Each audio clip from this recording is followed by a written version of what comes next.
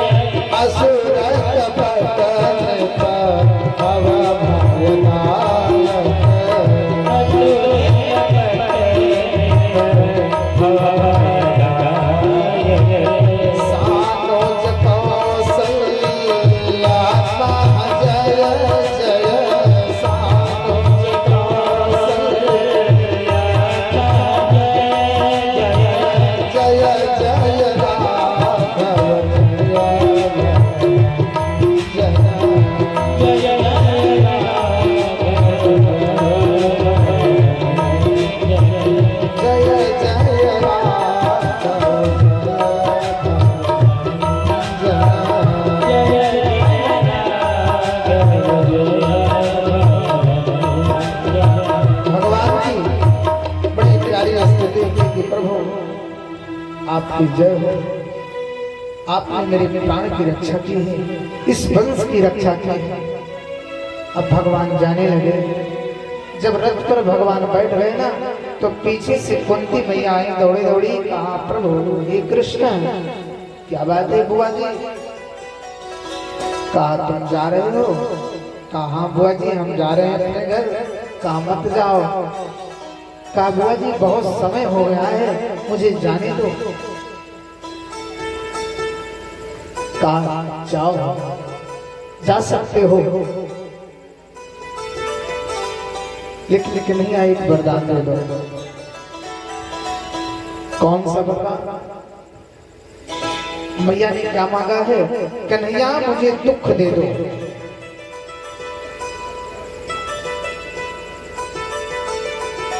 दुख कोई चाहता है, लेकिन मैया कुंती ने मांगा है। बुआ जी आप दुख चाहती हो? दुख तो कोई नहीं चाहता है। कहा कन्हैया या तो दुख दे दो या तो तुम रहो। कहा बुआ जी मेरे पास दुख तो है नहीं।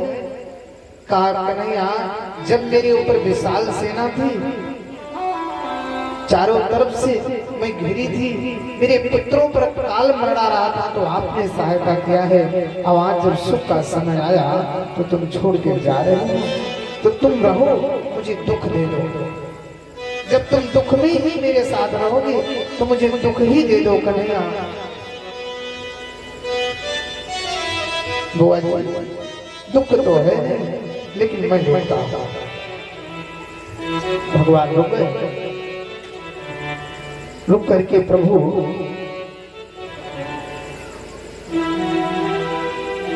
बुआ जी के साथ भीष्म पितामह के पास गए, वार्ता भई, वहां से वापस आए, कुछ समय फिर रहे। उसके बाद फिर से भगवान ने कहा बुआ जी हम जाना चाहते हैं। युधिष्ठिर ने कहा मां, अपने स्वार्थ के लिए किसी को परेशान करना ठीक नहीं है, जाने दो। रथ सजा अर्जुन लेकर के भगवान को चले और द्वारिकापुरी पहुंचा के जब अर्जुन वापस आ रहे थे तो मार्ग में एक सरोवर है, उसी में देखते हैं कि गोपियां स्नान कर रही हैं और भील उनको गोपियों को परेशान कर रहे हैं। अर्जुन ने मना किया। ततम सर्वा गुणो प्रेता साना को लग्रहोदय। अर्जुन ने मना किया, भील ये क्या कर रहे हो, तुम गोपियों को सता रहे हो। लेकिन भील नहीं माने, अर्जुन से युद्ध भया, अर्जुन हार गए। अर्जुन जब हार गए तो अर्जुन को मालूम हुआ कि मैं क्यों हार गया, मैं वही अर्जुन, वही मेरा गांडीव। मन में विचार आया कि आज मैं कृष्ण को छोड़ के आ रहा हूं, इसका मतलब है कि जा पर कृपा नाथ करो और ता पर कृपा करे सब कोई। आज मेरे पास कृष्ण नहीं है, इसलिए मैं परास्त हो गया। अब इधर भैया इंतजार कर रहे हैं कि अर्जुन कृष्ण को घुमा के लेके आएंगे। मैया बैठी है, अर्जुन जैसे पहुंचे, मैया ने देखते ही कहा, अर्जुन क्या मेरा कृष्ण नहीं आया है, मेरा लल्ला नहीं आया है। अर्जुन ने सिर नीचे कर लिया और जैसे बैठे अर्जुन, मां कुंती वहीं पर बैठ जाती है। कृष्ण को ना पा करके मैया कुंती श्वास को रोक करके उसी स्थान पर प्राण को त्याग दिया है। देखिए भगवान के वियोग में त्रेता में महाराज दशरथ और द्वापर में मैया कुंती ने शरीर का त्याग किया है।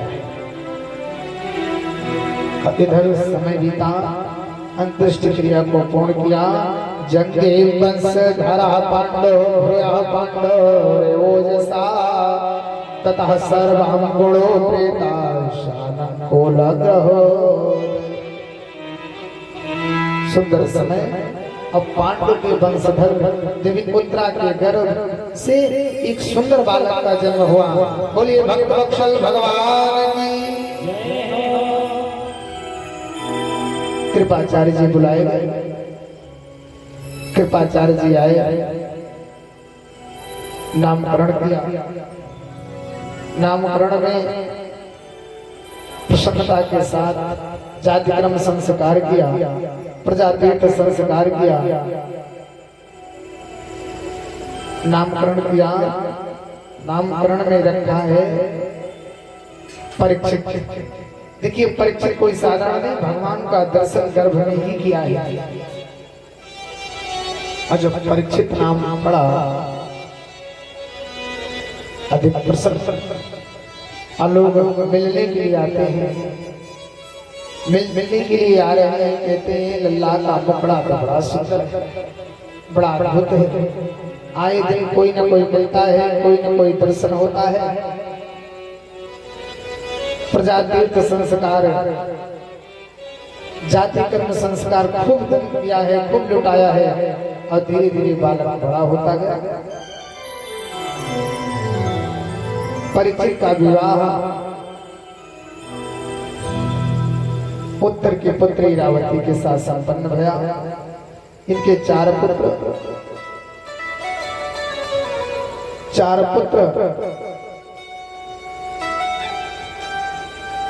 परीक्षित को राजा बना के पांडव एक एक करके साथ शरीर अपने धाम हो गए।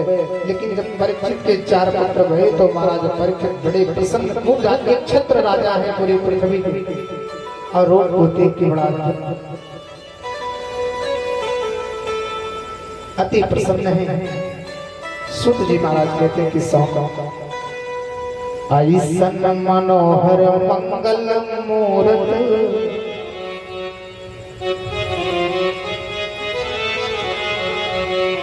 देवी देवता आते हैं, पुष्पों की वर्षा कर रहे हैं।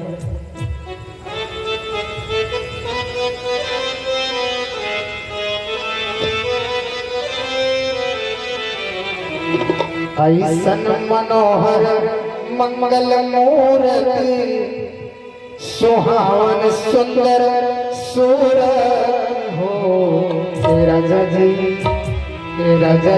के कारण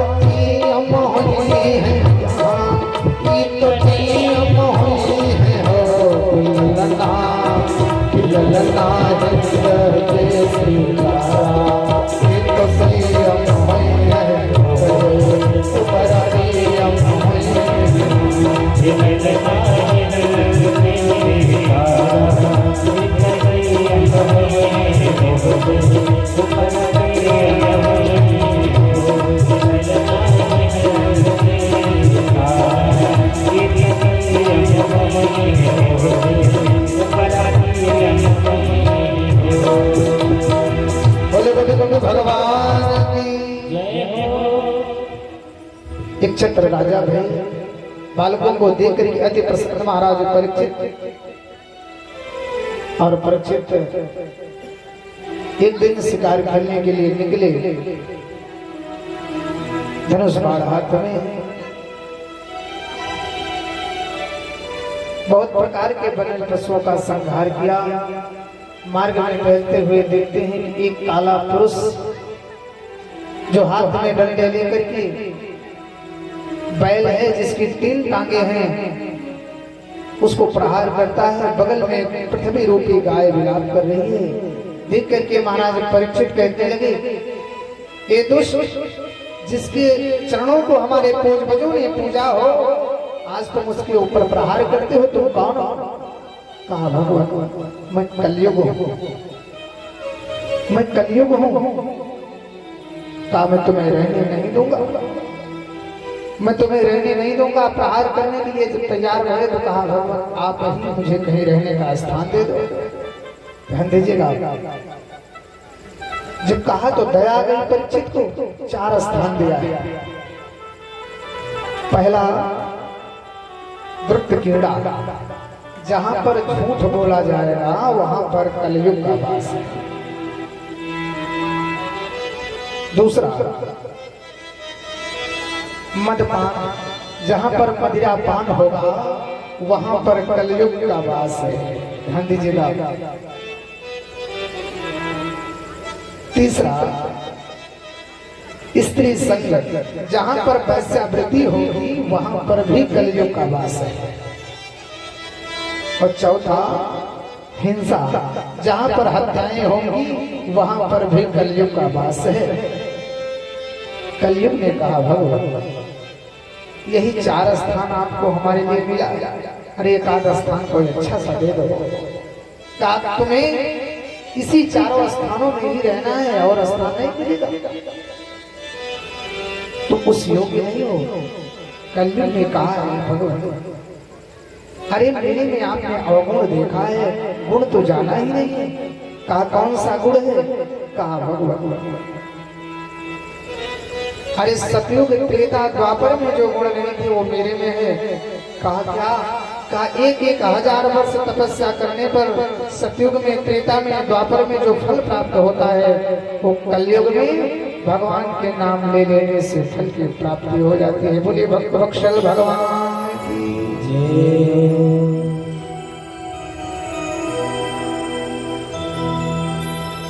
परिचित का ये फल है।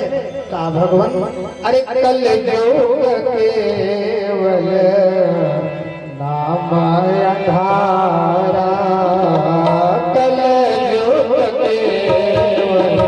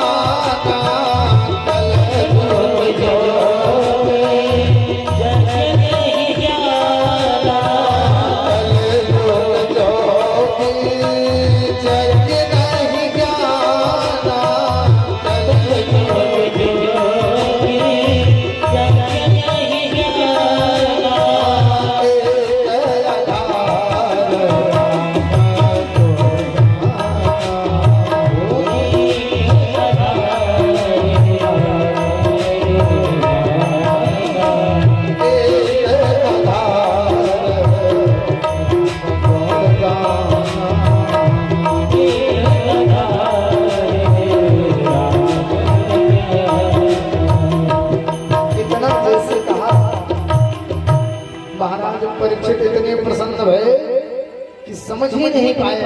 अब परीक्षित ने कहा जाओ कलयुग तुम्हें हम एक स्थान स्वर्ण में देते हैं, सोना में वास हो तुम्हारा।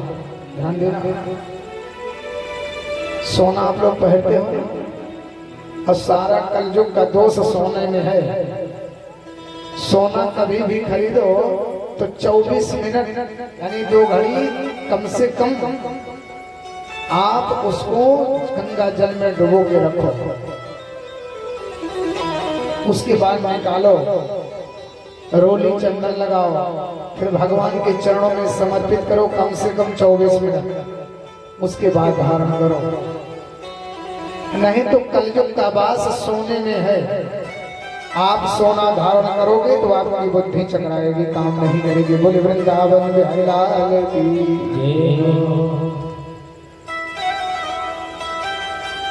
जैसे कहा स्वर्ण में वास हो, कलयुग उछला और जाकर के महाराज परीक्षित के मुकुट में बैठ गया, स्वर्ण में विराजमान भया। बुद्धि महाराज परीक्षित की विचलित हो गई। घर गए, दूसरे दिन पुनः शिकार करने के लिए निकली। दोपहर का समय है, परीक्षित को प्यास लगी। जल ढूंढते ढूंढते एक ऋषि के आश्रम में आए। ऋषि ध्यानस्थ हैं, परमात्मा का चिंतन कर रहे हैं। कई बार बुलाया नहीं बोले, फिर बुलाया नहीं बोले। अब देखो कलयुग बैठा है ना, इसलिए ब्राह्मण को देख के महाराज परीक्षित को क्रोध आ गया। पुराण में मिलता है कि यदि ब्राह्मण और गऊ को देख करके क्रोध आने लगे तो ये जान लेना चाहिए कि 10 वर्ष नहीं लगेगा, आपका पतन हो जाना है। बोले वृंदावन बिहारी लाल। हम महाराज परीक्षित को क्रोध आया, और जैसे क्रोध आया महाराज परीक्षित ने मृत सर्प को बगल में पड़ा है उठा के ऋषि के गले में डाल दिया। बच्चों की हरकत कर डाल के चले गए। समीक मुनि थे, उनके पुत्र श्रृंगी ऋषि सरोवर में स्नान कर रहे थे। बालकों ने बताया कि भला बुरा बोलते हुए महाराज परीक्षित ने आपके पिता का अपमान किया है। उसी सरोवर में श्रृंगी ऋषि ने हाथ में जल लिया और जल लेकर के और कहा, हे राजन, तुम्हें घमंड हो गया है, मद हो गया है। ये समीक पुत्र श्रृंगी आपको श्राप देता है कि जिस प्रकार से मृत सर्प को तुमने मेरे पिता के गले में डाला है, यही सर्प आज के 7वें दिन तक्षक बनेगा, तुम्हें डसेगा, तुम्हारी शरीर भस्म हो जाएगी। बोले वृंदावन बिहारी लाल। पिता के पास आए, समीक मुनि के पास जब आए तो समीक मुनि ने कहा, पुत्र क्या बात है, पूरा वृतांत बता दिया। समीक मुनि ने कहा, पुत्र तुमने बहुत दोष किया है। अब इस पृथ्वी पर महाराज परीक्षित जैसा राजा नहीं होगा। अब जितने राजा होंगे सब लुटेरे होंगे, व्यभिचारी होंगे, लोभी होंगे, धन को अर्जित करने वाले होंगे। जाओ बचने का प्रबंध करो। गए नहीं माने। परीक्षित ने अपने पुत्र जन्मेजय को राज सिंहासन पर बैठा के सुंदर जमुना पुलिन तट पर गए। और इधर 16 वर्षीय श्री सुखदेव जी महाराज, शरीर पर कोई वस्त्र नहीं है, व्यासपुत्र आए, चरणों में लेट गए। महाराज लेट करके प्रणाम किया है, पैर प्रक्षालन किया है और बैठा करके पूछा है कि भगवान, मरने वाले को मरना क्या चाहिए? प्रश्न ठीक का नहीं है, 7 दिन का श्राप है। आप विचार करिएगा, तो 7 दिन में सबको जाना है, किसी के लिए 8वां दिन नहीं बना है। कोई जल्दी जाएगा, कोई बात। रवि सोम भौम बुध गुरु शुक्र और शनि 7 दिन ही बने हैं सबके लिए, कोई जल्दी कोई बात, जाना सबको है। और मरने वाले को क्या करना चाहिए? सुखदेव जी महाराज कहते हैं कि हे राजा परीक्षित, मरने वाले को अधिक से अधिक भगवान की पावन कथा को सुनना चाहिए। प्रश्न किया है, प्रश्न का उत्तर दे रहे हैं। ठाकुर जी के चरणों में यहीं पर आज की कथा का विराम। शेष कथा कल 7 बजे प्रारंभ होगी। देखिए कल माता सती का पावन चरित्र होगा, जड़ भरत की कथा होगी। कल ध्रुव का पावन चरित्र भी होगा। आप लोग समय से आए। भगवान शिव जी के विवाह की पावन कथा होगी। समय से आके कथा का रस स्वादन करें अपने जीवन।